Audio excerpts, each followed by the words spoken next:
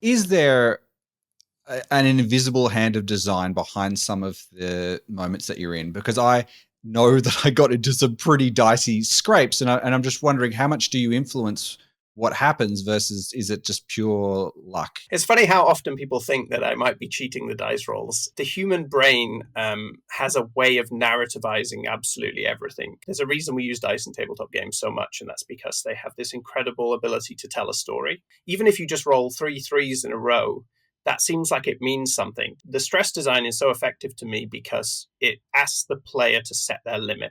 And you will naturally slot into your kind of tension spot. You know, the lowest, apart from the glitch dice, the lowest dice in the game are a coin flip. Almost everybody, hopefully everybody who plays through CitizenSleeper has at least one moment where they're like, oh my God, it's gone horribly wrong. SIFTER.com.au.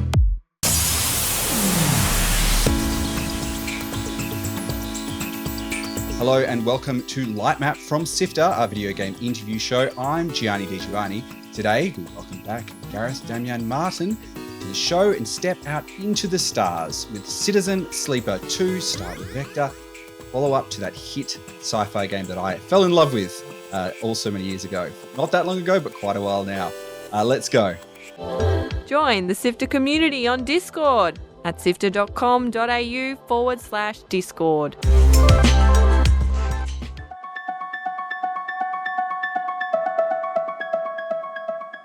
CitizenSleeper was a special game. Role-playing science fiction at the mercy of a dice roll. It made you question the value of your own life and the lives of everyone around you in a crushing capitalist world that people would scrape and find their place, find their humanity, find their community. And it was a story that really stuck with me over the years. Now, Gareth Damian Martin joined Lightmap way back in the halcyon days of 2022, where hyper-powerful oligarchs had yet to discover that they could fully take over entire societies. Now we're in 2025, and we join another sleeper as they awaken and find their place in the Starward Belt. G'day, welcome back to the show. Hey, happy to be here. Now, it was a pretty exciting game at the time, and I'm really curious. When we last spoke, it was before the game had kind of come out, and we were kind of expecting there might be a bit of reaction to it. Take me right back to that sort of post-launch moment of the first CitizenSleeper. Sure, yeah. I mean, it feels like a very long time ago to me, but yeah, I mean, I think it was slightly dizzying in the sense that I wasn't really sure how the game would land, and I think, you know, as a solo developer, you have certain expectations that, you know, you expect to be smaller than other games generally anyway. So I think the response to CitizenSleeper was kind of, it was quite striking, especially just the number of people. I think it was more than the critical response, just the number of people who kind of started sending me messages and started kind of contacting me or talking to me, and it kind of slowly dawned on me really over the course of like doing many interviews and things and podcasts and things like this, where people would come on and they would immediately tell me how much they loved the game as the first thing that they wanted to say to me. And I just never had that experience before. So it was quite a striking experience the first time around. You know, it's interesting when you make something creative. You can almost feel like when you move on to your next thing, it's trying to capture that lightning in a bottle. But I also know that a lot of creators think, okay, I can't just go and repeat the same steps. So I'm curious, what was the decision behind making a direct sequel to that game and actually continuing that story and continuing that world? Yeah, sure. So, I mean, yeah, I'm not really a kind of... I almost surprised myself with the idea that I wanted to make a sequel, because I think generally I really have too many ideas usually than I think I'll ever get a chance to make in my life. So the idea of kind of going back to another one is not something that I usually think about. But after doing CitizenSleeper 1 and then doing the DLC, which was my first step into kind of thinking about, well, this game's been successful and people really love it, and I still have so many more things that I think about it, and so many more things that I think about the design and the structure and the storytelling. So many things I wanted to cover, but I didn't have time because the development period for CitizenSleeper was relatively tight. It was 2 years, and it was intended as a relatively kind of short turnaround game. I don't think it's possible to make a game in much less than 2 years, although you can sometimes. But so for me, the DLC was a kind of attempt to play about with some ideas. And then I really felt at the end of the DLC, and it was kind of wrapping up, and I was thinking to myself, okay, I've got other ideas for games. I want to maybe move on to those. And I'd even begun pitching those to my publisher and discussing which one might be a good one to take forward. And then it just hit me that I just wasn't really done with the design and with the world in both cases. There were so many ideas I had from tabletop games that I wanted to see in a video game. And I kind of felt like if I went away from CitizenSleeper, I don't know if I would ever come back. So it seemed like if I wanted the opportunity to kind of continue to contribute to what I thought was had become a really interesting and exciting discussion around the original game and around how tabletop games might influence video games like they did back when RPGs were kind of first invented on computers. It felt like there were things still to be said and things still to be done. And I had a more sophisticated and richer vision of also what a sleeper was and what the world was, from having made something and then talking about it with people and thinking about it more and trying to widen that out. So it just felt like I had all of this material and all of these ideas. And so I once again set myself a kind of 2-year window to make a sequel, with the idea being that I would try to push the formula. I would want to make a companion piece to the original game so that if people, one of my objectives was kind of, if it's not such a big deal if people say they preferred the first one, as long as they also felt that the second one was valuable. I really wanted to make a game that would sit alongside it. So yeah, those were the kind of things that got me ending up committing to making a sequel. I'm curious, where you just said there that you had a better idea about what a sleeper was. Now, sleeper are the kind of simulated people in some respects. Their bodies are sort of artificial, but their minds and I guess their souls are real. Can you tell me, over that period of time of making this game, how has the idea of what a sleeper has changed up until where we are now in the second game? Yeah, I mean, I guess it's the difference between writing something instinctively and then writing something with maybe more of a kind of critical awareness of what something is. I think that's often the case when you move from an original to a sequel or move through a series. But really, when I sat down to write The Sleeper, it was kind of an idea that I'd had based around what I'd seen in kind of the gig economy, what I'd seen in kind of Uberization of work. And there was this kind of science fiction concept there. But I think also there was this desire I had to write about bodies in a very particular way and write about, especially, I had this kind of, I've noticed that I have this obsession with kind of like waking up and I wrote the first scene of CitizenSleeper 1 first. That was the first thing I ever wrote that was in CitizenSleeper. And it's a scene about waking up and kind of slightly discovering that your body is not really your body, or negotiating your way into existence. And I think that kind of, I think I realized, after having written that from a very instinctive perspective and just kind of having got that down, I think having made a whole game and then discussed it with people, I felt like I kind of understood that the sleeper had been invented as a way to talk about humans more than it was to talk about AI or robots, which is not something that I particularly interests me. I'll be honest, even though all the characters in my game so far have all been kind of artificial to some extent. But I think it was this realization that I wrote about a robot in order to find a different way of writing about humans. And I think that felt like with CitizenSleeper 2 that I had the opportunity to maybe deepen that a little bit and to maybe just bring a little bit of that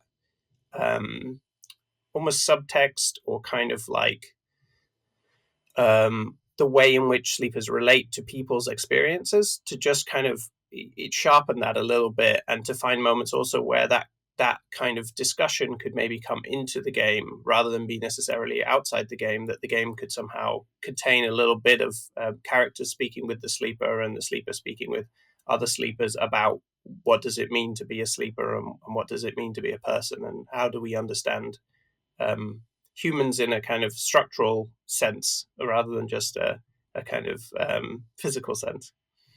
You think more moving from the subtext to the actual text? Yeah, kind of. I mean, that's not exactly right, because that sounds like I kind of take the the allegorical aspects and push and just literally say them, and it's not really what I'm looking for. But I guess it was just about feeling like there's places where a sleeper can go, things I can do with a sleeper that are exciting and interesting, like having people recognize the sleeper, having a sleeper meet another sleeper, and playing out those moments and kind of the emotional resonance of that. And having, this time around, we have a character who was using she, her pronouns in the first game, Bliss, and now uses they, them pronouns and is going through a transition themselves.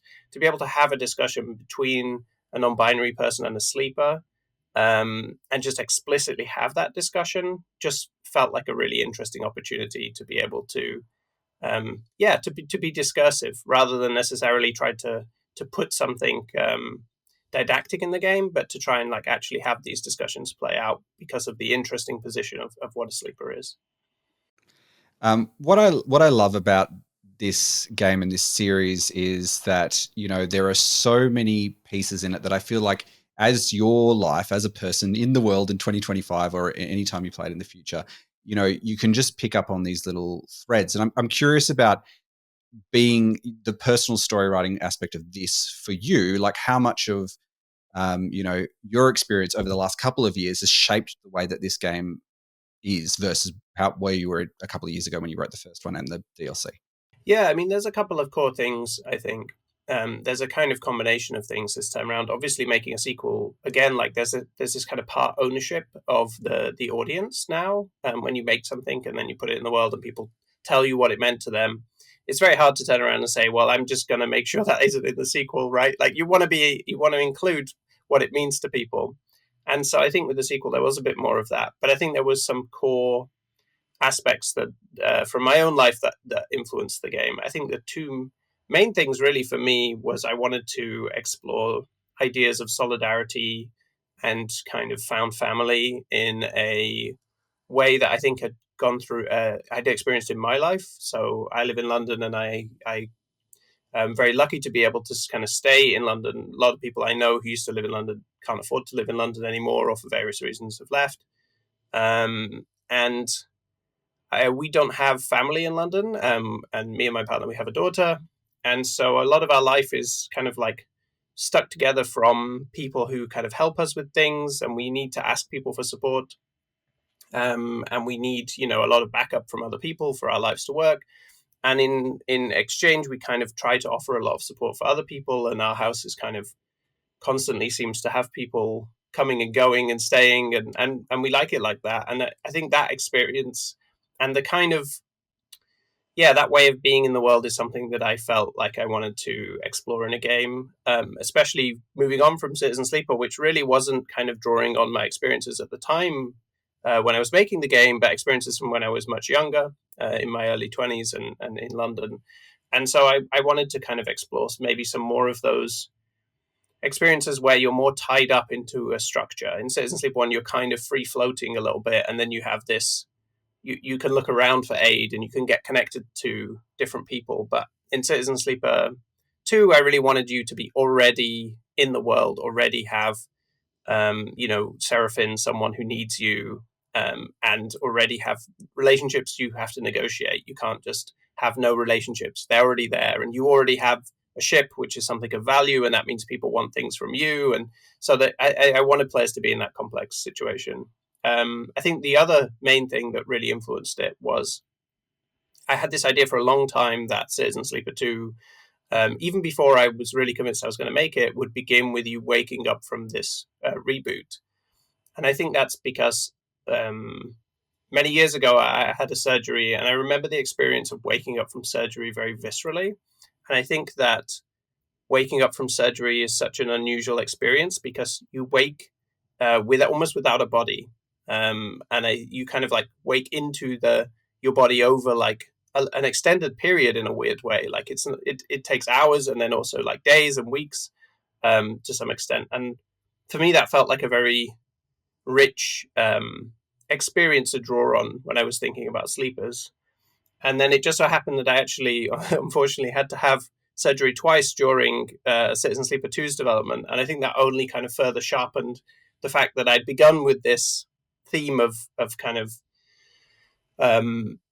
being at tension with your body and the unknowability of your body, in the way that the kind of contradiction that it is you, it is undeniably you, and you cannot exist without your body, but at the same time you do not know what is happening in your body or what it's doing or what it's saying most of the time. And so that I think that became sharpened through my experiences, and I think that in the end became the kind of central emotional structure of Citizen Sleeper 2, is this kind of contending with the entropy of bodies, contending with the fact that we know that everything falls apart eventually, and trying to deal with that within a context where maybe everything already fell apart once already, in the Helion system. So I think that became really a kind of a rich set of memories and experiences to draw on for me. I think one of the my favorite little quests is actually one where you go to find Seraphine's sibling, basically in one of the worlds that you visit in your ship, and you realize, and I'm hearing immediately as you're talking about that found family and those places where community is kind of built on top of that. That feels like almost like a direct part of that. And I'm curious about in that particular situation, the roles of people who are bound by certain relationships, and that changes over time. And can you tell me a little bit more about, I guess, people who are like blood relatives, and then the people who become more than that for family who are not related blood? Because that seemed like an interesting contrast for me, for someone who is playing through that particular quest. Yeah, sure. Yeah, I mean, I think for me, it's just thinking about when I'm writing, I just want to draw on the richest possible kind of veins of thought and experience that I've either witnessed in other people's lives or that I've witnessed in my own life. I really looking with Citizen Sleeper games and my games more generally for what I think I've come to term like a kind of emotional realism. Like the games themselves are not realistic, but I really want them to feel real in an emotional sense, and I want the player to be able to recognize the kind of emotional experience that they go through in the real world. And so I think having the opportunity to draw on a kind of familial relationship that is maybe not necessarily very close, but has a lot of like complexity in Seraphine's relationship with his sister, and carries a lot of weight. I think for me, it was just about, that's a really rich thing to draw on in that scene. And I was thinking about that scene, often when I write a character and I write a plot, I have one or two scenes in my head that are kind of, they're almost the reason the plot exists. They're kind of like, they're the thing I'm thinking about, and I want to get the player there. And so I think the tensions around kind of like quote unquote rescuing or helping, there's a kind of like funny crossover with Seraphine and his sister, at least that's what I intended to write, which is kind of like about who is helping who, and who needs help, who needs to be rescued. And then also about the difficulties of communication, I think, that can often happen within a family where there's so much weight and history, and it's so complex to try to speak clearly with family, I think. And I think those were the kind of things that I wanted to draw on, is kind of like have that experience, and then also have that experience through a character that the player maybe has, depending on the player, has a different emotional relationship to, and therefore they have a kind of, it's something that I play a lot with in Citizen Sleeper, is the fact that the sleeper is always kind of on the outside of even their own personal relationships. There's always that slight disconnect that I think allows the player to inhabit a slightly more observational position than maybe in a traditional RPG, that they often can witness scenes, and I'm not necessarily giving them in the text, like you can get right in there, but I'm asking for the player to kind of like watch and think and narrate in their own mind, and make decisions about how they feel about it and how their character feels about it, but from a position of kind of slight distance, rather than necessarily being in the middle of it, making the kind of core this is wrong, this is right decision. I mean, one thing that really struck me when I was playing the sequel was I kind of thought back and felt actually the first game was kind of lonely in many parts. And this, as you said, sort of starts and you've got someone with you straight away, and that community builds as you go along. And I'm really curious how, you've taken and included all these extra characters and sort of, gameplay wise, incentivize you to try and build this community out and build this ship out.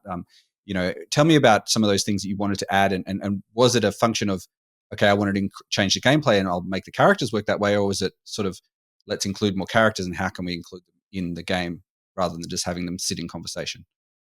So I think part of making the sequel for me was that I love the kind of ship and crew, Firefly, Farscape type story, and I've always, it's like one of my first loves in life is those kind of stories. And I don't think I would ever get around to making one of those. If I would, for me, it's a genre it's very genre based, and I'm not necessarily looking to make incredibly genre based things, like things that feel like they play into a very clear paradigm, right? I find myself wanting to question and upturn and flip those things on their heads. But it felt to me like a Citizen Sleeper version of one of those stories seemed like a really productive opportunity to explore that space without having to kind of sacrifice some of the things that I wanted to achieve in games. So it's like, okay, well, this is a really interesting design space, and it's also a design space that I don't think games have necessarily got right very often. And so I wanted to kind of play about with what could you do to play in that space. And one of the first principles of Citizen Sleeper when I was making it was that all of the characters should have agency. I wanted the NPCs to have a huge amount of agency, and for you not to feel like you could move them around, but that they moved in the world independently of you.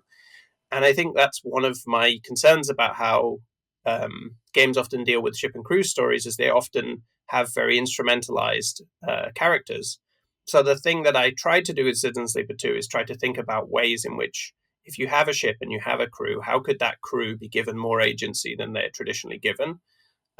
So immediately thinking about, giving up on, well, everyone just stays in the ship and you can go around and talk to them whenever you like. So that was immediately something where I was like, well, that's not something that ever happens in Citizen Sleeper. We never have that in Citizen Sleeper 1. I'm never, it's a funny thing. Players always want that, but there's a dilution effect of giving people that. When, thinking about Citizen Sleeper, all those scenes you have with characters, all of those scenes mean something. If I give you a load of scenes that don't mean anything, that are just kind of shooting the breeze, that might work for a certain kind of game, but for Citizen Sleeper, that's almost against the principles. So for me, inventing and bringing those characters into the ship and the crew was about trying to walk this, what felt like a very tight tightrope between giving you a crew and that crew having a use in the game, and that crew not feeling instrumentalized. And I'm not 100% sure. People will have to tell me whether or not that design worked for them or not. And I think, that I've heard all kinds of different opinions about how the crew works in Citizen Sleeper and how people feel about it.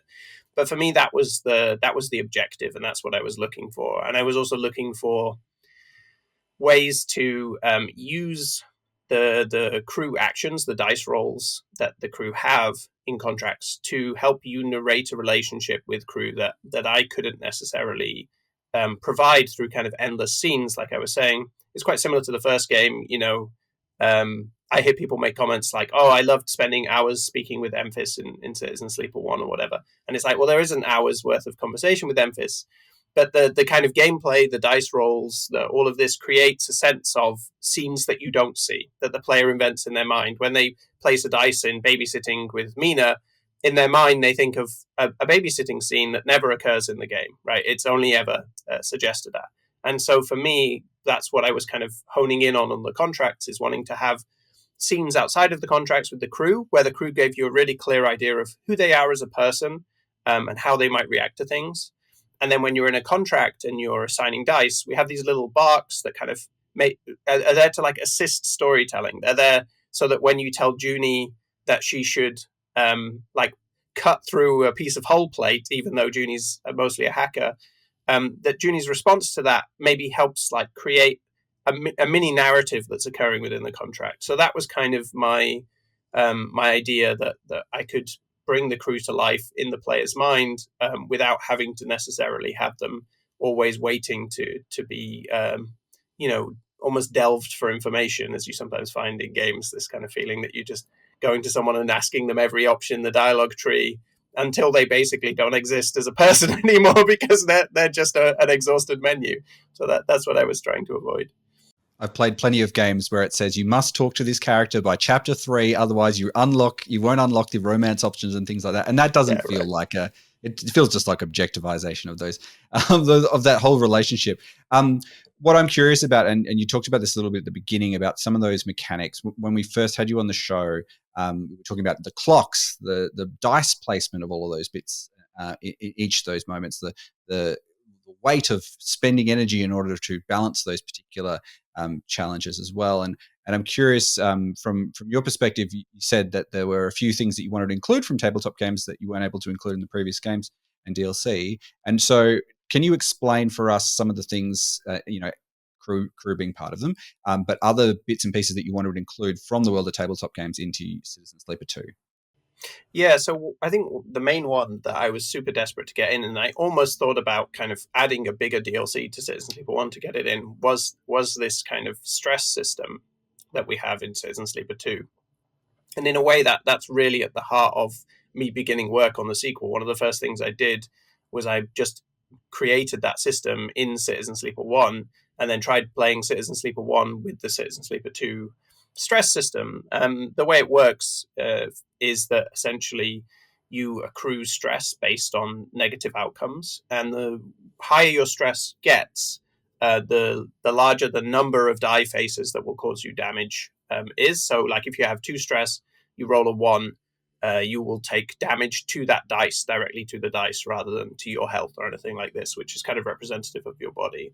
And if you get more stress, let's say you have like 5, 6, 7 stress, then maybe everything, if you roll a 1, a 2, a 3, or a 4, you're going to take damage on that dice. And so it's a kind of intentional spiraling system. It's a kind of exponential curve because it's very easy for it to accidentally get out of hand. And the thing that I love about that began me down this kind of path was looking at stress systems from things like a tabletop game called Mothership or Blades in the Dark, another tabletop game, is the way in which stress is this wonderfully abstract, like harm. One of the difficulties, like with CitizenSleeper 1, was the abstraction of the dice allows you to have the player do almost any action and it to be a tactical or interesting decision, right? Whether that's talking to somebody or working in a job or babysitting, it's all done with the dice.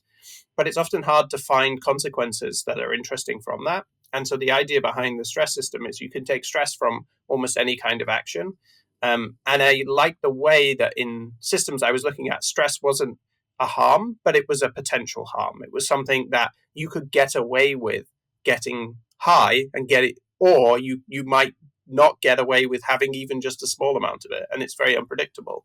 And so as a system, it seemed really ripe for digging into this idea of a kind of unpredictable or unknowable body that is damaged or malfunctioning and kind of you're working with. Stress seemed like a really nice paradigm for this, and especially the rolling to take damage, and became part of a design that for me was about kind of asking the player to push their luck. I mean, you literally have a skill called push where you take stress to get a bonus, and it's up to the player to kind of like configure and calculate whether or not it's worth pushing or whether or not they push. And that's totally viable. I think it's totally viable to play the game and never push, and it's totally viable to play the game and push all the time because you've got a kind of build that you've worked out. So I think this was something that just felt like it was richer and that could draw out some ideas from tabletop games. So this kind of stress mechanic was the primary one. I think other things that I took from tabletop was the structure of the game. So this want to have a kind of uptime, downtime kind of structure where you go out on a high intensity experience and then you come back and you kind of have this more chill recovery period where you maybe have more narrative occurring. That for me felt really nicely matched with the kind of episodic Firefly, Farscape, Star Trek kind of like structure that I wanted in the game as well. So I felt like there was just a natural marrying there as well. And also would create this more nuanced or more complex arc of difficulty where a player can kind of like get themselves in trouble on a job and come back and then have to recover from that. And that becomes a kind of story. But it means that then the next time they go on a job, it creates this really interesting relation between jobs. And this really, what I'm always looking for is even though I'm telling a story and I really want to tell that story with my games, is I'm wanting the player to add to that story and to contribute to it all the time. So that contract structure gives, again, the player a kind of something that happens in tabletop games as well, where it's like players think to themselves, oh, well, that last job went really bad. And do you remember that job that went so bad and we all almost died? And then, oh, but this one's gone so easy. It creates this really nice way of marking time and creating a kind of pattern. So that seemed like a really valuable thing to pull over. So those were the kind of like core things that I was really, really eager to draw on to tabletop this time around. Is there an invisible hand of design behind some of the moments that you're in? Because I know that I got into some pretty dicey scrapes, and I'm just wondering, how much do you influence what happens versus is it just pure luck in many of these circumstances? It's funny how often people think that I might be cheating the dice rolls. You know what it is? Well, especially when you get good dice rolls too. Like, you might be thinking, yeah, here we go. I'm in a really dire spot and I get the clutch dice roll I need. So, I mean, this is, to me, so I did a PhD in experimental narrative. And my PhD was mostly around classifying how narrative occurs within experimental work. The reason I mention this is because the human brain has a way of narrativizing absolutely everything. And that's how we live. We have a random series of events that happen to us in a day and we turn them into a story. And I think this is like a really strong vision of narrative I have in my head. So I think dice there's a reason we use dice in tabletop games so much. And that's because they have this incredible ability to tell a story.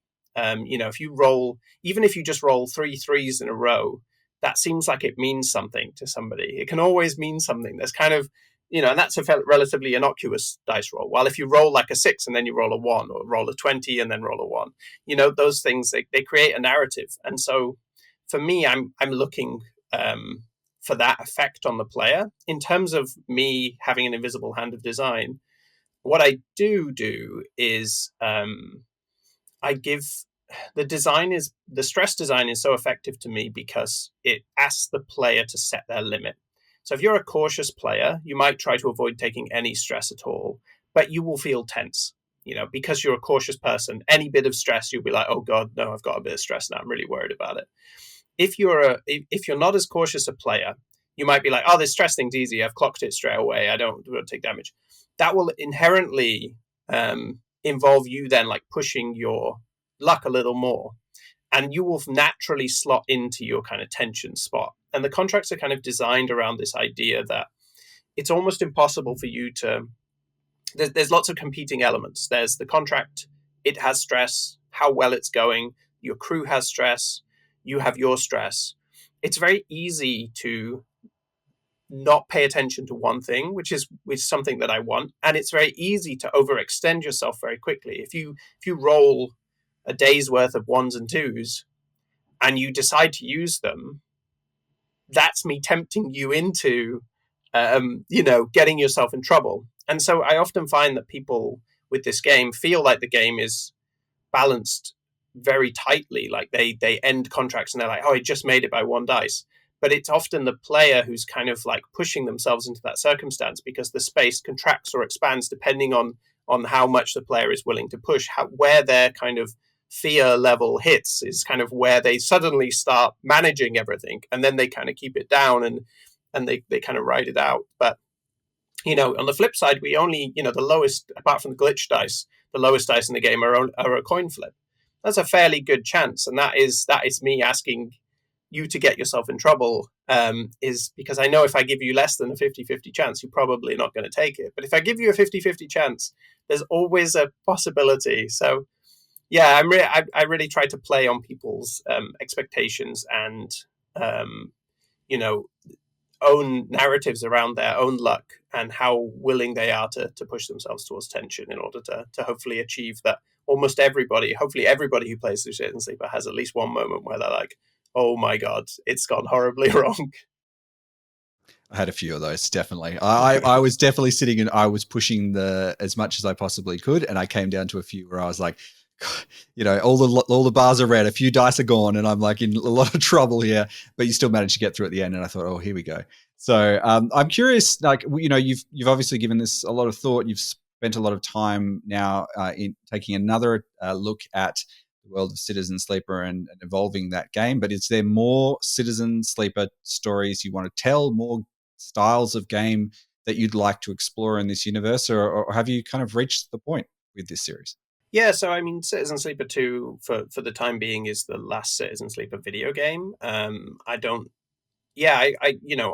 It was kind of my opportunity to like put forward everything that I wanted to do within the world. So I tried to get that all in, and I tried to also work towards an ending that I felt would almost be an ending for the first game and the second game. Not that it has a finality to it, but that more that it kind of like tries to draw together many different pieces. And I've kind of, it's especially nice just now, we're only a couple of weeks out from launch, to kind of see the two of them kind of bundled together and see people playing them, buying them both together and then playing them in quick succession and kind of having really interesting responses to that, because that's an experience that I haven't had, and I don't know many people who've had. So that's a whole new experience people can have now. So I'm really happy with them as a two. I think they, especially the fact that, yeah, like I said, some people prefer the first, and I really like that in a weird way. It's nice to see that discussion happening. Like, which do you prefer and why do you prefer it, and what different things does each game draw out from different people? I think that's really great. I'm really, really happy about that. So for me, that's definitely, with the second one going so well, it's really hard to imagine going back and attempting that again, because it felt like such a tightrope walk, and it's really difficult. It's really hard to express how difficult it can be to make a sequel, because the pressure is so much more, and the expectation is so different, and you're competing with yourself in a very particular way. So I'm quite happy to have achieved what I set out to do, and to see that response, and then to walk away from Citizen Sleeper. I don't feel like I have a huge amount to add. On the flip side, I am kind of starting work on a tabletop version of Citizen Sleeper. That's going to kind of take me a couple of years, I think, working with a collaborator. But that's really kind of like a side project for me. I have games that I really want to make, and I have lessons that I've learned from Citizen Sleeper. And the thing with making a sequel as well is it does reduce your possibility space. With each game you make, there's more and more expectations. And I think, it's quite scary to think about going back into that again. So I'm really excited now about looking at a wide open possibility space and kind of taking ideas from Citizen Sleeper that I think were effective, but then also letting them loose in a space where people don't have expectations that I have to deal with, and where actually I can present completely new structures. And I think for me, that's what's really exciting about games more generally. So I'm really looking forward to moving on and doing some new experiments. Were you ever tempted to do a story of the Sleeper before they became free? Is that something that's interesting to you? Because that's something I'm curious about, but is it better to leave blank spaces in the map?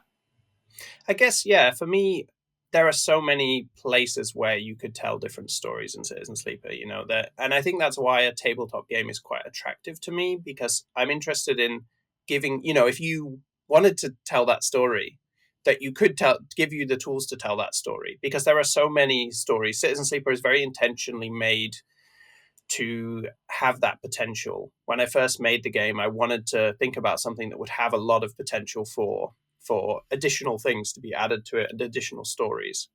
And I've been I've been quite strict on myself in terms of not mining too many of those elements unless I really felt like they fit. So within Citizen Sleeper 2, for example, you meet another sleeper for the first time. And that's something that I thought about having in Citizen Sleeper 1, but I wanted to hold back on.